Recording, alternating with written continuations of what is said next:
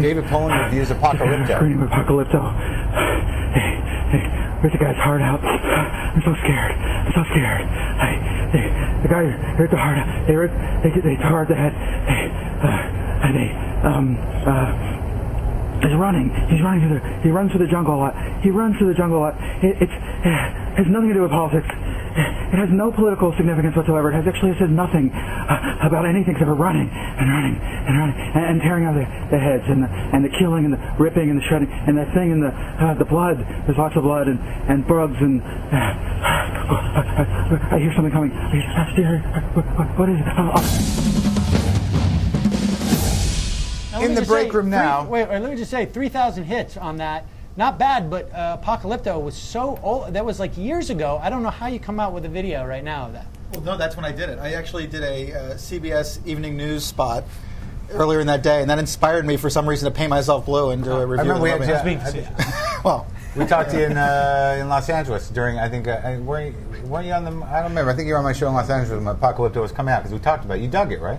I dug parts of it. All right, in the break room now is an old friend, David Poland, editor of MovieCityNews.com, where you can read his daily musings on the hot blog. David Poland, welcome to the break room. Thanks for having me. New show, new guy. New language. New language. A lot of the F word. It's nice. Right. Well, I'm freeing the F word. It's time to free the fuck. Enough of this stuff. I don't think it's lazy talk. I had a conversation with what's her name? Now what? Fresh Air. Terry Gross. And we were talking about a play I was doing, and then we got into the world of blue comedy.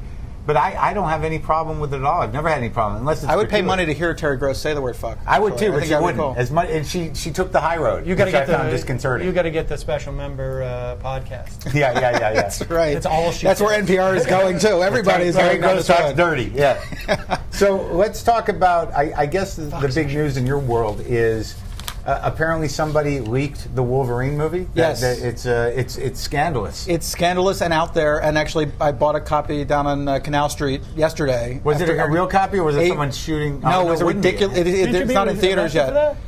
Well, the guy who was selling them theoretically. Actually, it's funny because years ago I bought stuff on Canal Street and people complained that I was telling people where to buy it, which like nobody knows. But then they kind of swept Canal Street and you couldn't buy DVDs there for a while. But this guy was out there with that movie and a bunch of others, and the copy is amazingly clean. I mean, it's like what you'd expect from a DVD. Somebody has like it's nothing like that. Yeah, no, this is definitely a digital copy. We actually there are effects who aren't in that. Panning to their popcorn. Yeah, well, one of the great ones was Dawn of the Dead I saw once. And people were like screaming in the theater, and it was actually more fun watching it that way, I thought, than watching it in the movie theater. I bet. Yeah. So now, what were the repercussions of this? How did it ripple? Well, it's continuing to ripple. Roger Friedman at FoxNews.com, who works for the company that is releasing the movie and paid for the movie, reviewed the movie off the web and has been fired, it seems. So he started telling people yesterday that he hasn't been fired about it. But he kind of had this gleeful, like, oh, I looked at it on the web, it looks great. And then he got dumped. Now let's talk. Wait, why would he get fired for that? Because basically he doesn't want people to know. It's condoning the idea of actually downloading this stuff. And he even says in the comments he made was, I don't feel like going to see I Love You Man. I'm going to download it from the same website and watch that.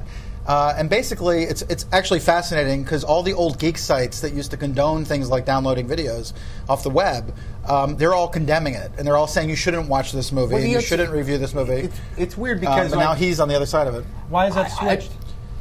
Because the convention, the old media, the new media has become kind of mainstreamed in a way, and they actually have begun to realize there is a price to pay, and they all have to make money, and they're all in bed with studios.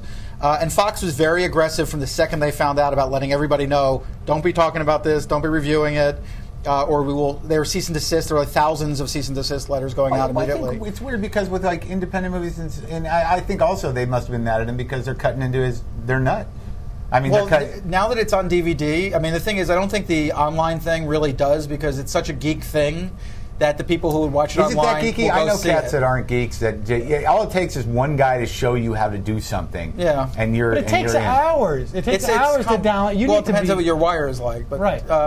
I just don't think there's a big market for people doing that. There are people who do it, particularly young people. But when you start seeing the DVDs in the street, that means it's getting to a lot of average normal people. They can burn them really easy. Well, and they can also buy them for $5 or $3, and they don't have to go back and see it. Now, what about this? So they may lose millions on that. But they're losing millions everywhere. I mean, well, the business is horrible. But what are the components of that? Because we were talking about these $1 movie rental vending machines. That there's about 12,000 of them. It's the end of Hollywood. It's basically what's happened is the DVD business kind of happened out of nowhere. First VHS happened. So the movie business was just what the movie business was. Theatrical, they sold it to HBO, they showed it to NBC. That was the end of your money stream. Then VHS came along. That became a chunk of money. Now, wasn't that going to destroy the movie business? Well, everybody thinks everything's going to destroy the movie business. Television is going to destroy the movie business. Things modulate. What happened, though, with DVD, which was unusual, is that agents became very powerful in Hollywood. When DVD came along, it was sell-through market.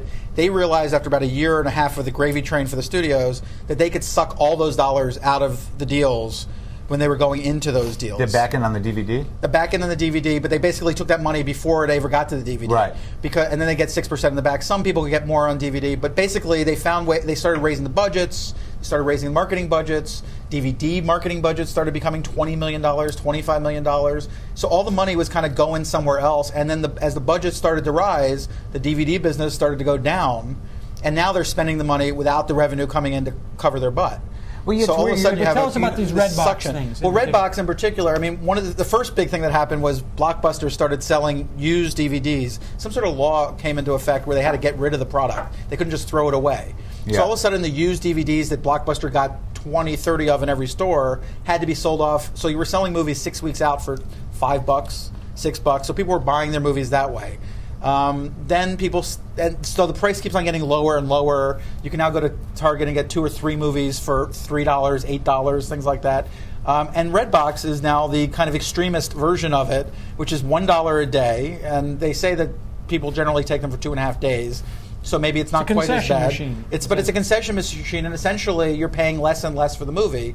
The less and less you're willing to pay, the less and less you'll pay ever. Is my feeling about it. Is so you won't buy pay-per-view, which is $4. You won't go to Blockbuster, which is $3. You won't even do Netflix. For $1 a pop, why would you do anything else? But then there's just not a lot of revenue. So movies that cost $100 million, $80 million are going to be very hard to monetize.